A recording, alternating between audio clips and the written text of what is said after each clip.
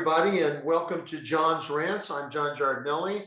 I'm Association Counsel, and today our rant is going to revisit a topic we covered a couple of months ago because it's coming back again, and we're also going to talk about something that the professional standards manager told me was becoming more of an issue.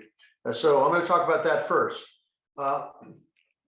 Article 16 of the Code of Ethics is very, very specific.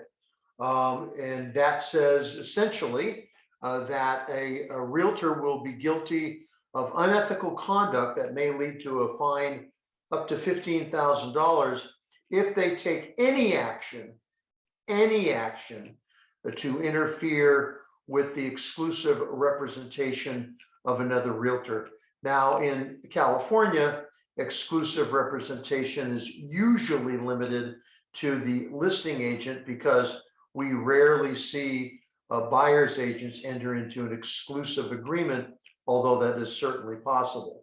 So what we end up with is an article that basically says that if you take any action, such as telling a seller that you can do a better job with property that is currently listed, that your rival, your competitor won't do a good job for them, that you know the market better. Any action like that, anything that is direct to them in terms of frankly attempting to interfere with a contract that another agent has, that you could in fact be guilty of ethical conduct.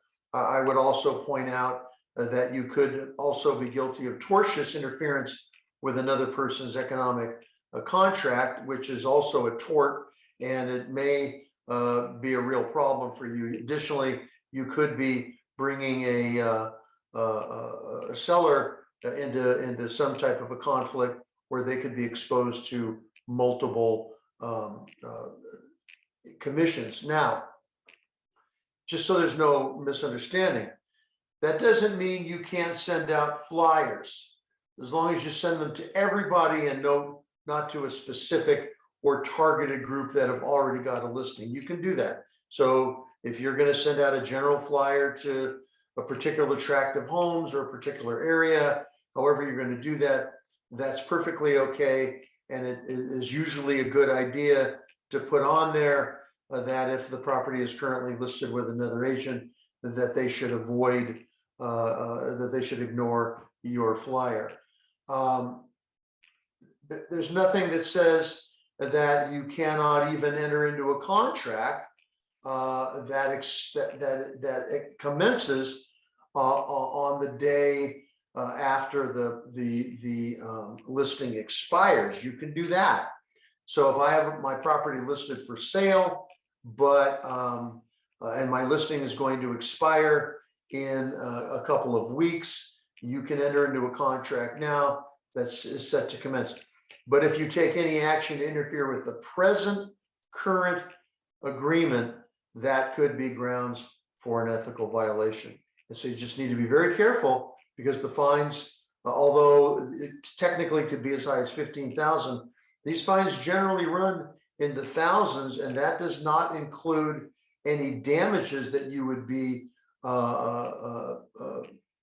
causing to the listing agent because of your interference. So again, it's a very, very clear standard. It is unfortunately, one of the most cited codes of ethic violations in the state. And we've been getting a lot of calls about it, particularly with the market starting to shift and agents looking for business and sellers starting to, I won't say panic, but starting to get more concerned than they might have been 6 months ago, because the products were flying off the shelf. Another issue that's been coming up and basically resurfacing is in regards to your retaining an agent from another brokerage to either sit your open house, which is the most common, or to attend a showing for you because of your schedule or some other reason. Now, The Department of Real Estate is very concerned about this conduct because it exposes the seller to some potential liability. So there's a couple of tips. While it's not absolutely against the law, strongly recommended by the Department of Real Estate and frankly by me and other risk management attorneys, that you avoid the practice. But if you're going to do it for reasons known to you, maybe you have an unlicensed assistant who cannot do what an agent can do at an open house and there's no other choice, however it works. If maybe it's an agent who's looking to pick up a few extra dollars and you're willing to pay them, help them out. Again, it's not in violation, but it is strongly recommended you avoid the practice. But if you're going to engage in the practice in order to stay current with Department of Real Estate standards, liability issues and the like, a couple of tips. Number one, and this is the most important, you need to get the written, not just the consent, but the written consent of the seller in order to make it possible to do these things. Because remember, that seller has a contract with you and your broker. The seller has given you instructions on access, whether that access is for a lockbox or some other reason. And of course, they've given you instruction or at least had conversations with you about an open house and how you are going to conduct that open house. You need to make sure that the seller is aware that no one from your brokerage who they have hired is going to be sitting that open house without their written consent. And it has to be clear, it has to be concise. And I am personally not aware of any forms that CAR has. So this is something you're going to have to create yourself. Of extreme importance is to also make sure that in that writing that there be clear and concise language about any disclosures that are going to need to be made. Thirdly, that the non-listing broker and your broker are both on board. Remember, this is a direct comment from the Deputy Commissioner of the Department of Real Estate, that the broker under whose license the agent is working is ultimately responsible to supervise whatever the agent is doing. And now we have a situation where broker number one has an agent, the brokerage has a listing, and broker number two's agent is going to sit the open house. And if that's the case, then you need to make sure that both brokers are on board, both brokers have agreed to whatever it is that has been agreed to, and of course that it is all completely valid. It also needs to be made clear that the only money that is going to be paid is whatever you've agreed to pay for the sitting of the open house or any other service.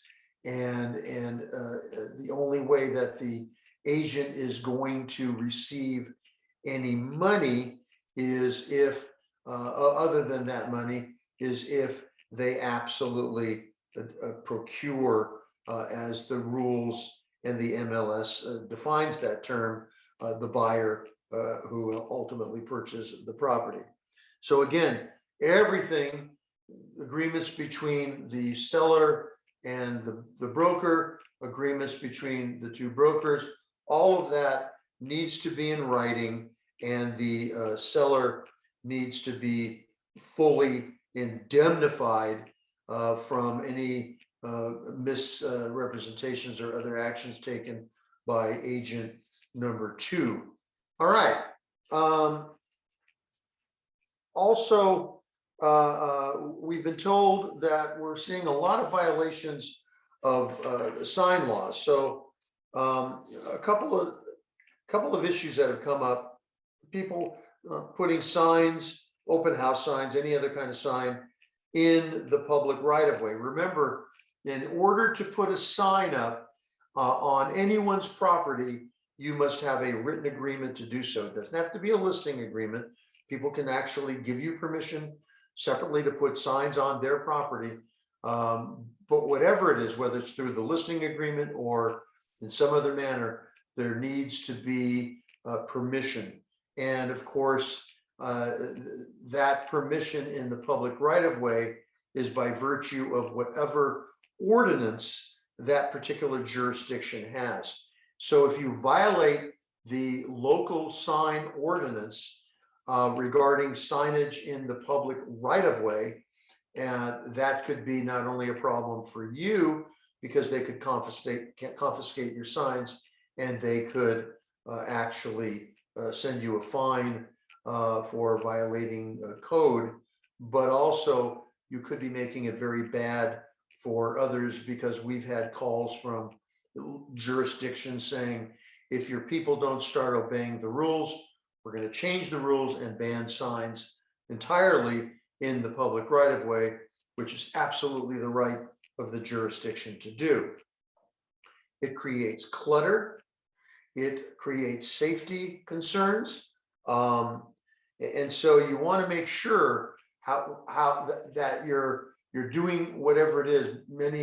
That's required. Many cities have ordinances, for example, that if it's an open house or some kind of a directional sign, that they can go up at a certain time prior to the open house, but that they need to be taken down by a certain time after the open house is concluded. If it's directional arrows, this or that, then same rules. You gotta know the rules of the jurisdiction that you're in, so that you can make sure to comply. Because if you don't, it's conceivable that not only you, but that others could be harmed in some way, either by having the city remove the right to put the signs out, or through fines and otherwise. So that's basically it for today's rant. Next time, we're going to be talking about some new forms that are coming out in December, including some revisions to the residential purchase agreement. We're going to talk about some new buyer broker representation approaches, and we'll cover those issues, unless between now and then some lawsuit or some other hot topic takes center stage. So until then, this is John Giardinelli, Association Counsel, saying thank you, and we'll see you next time.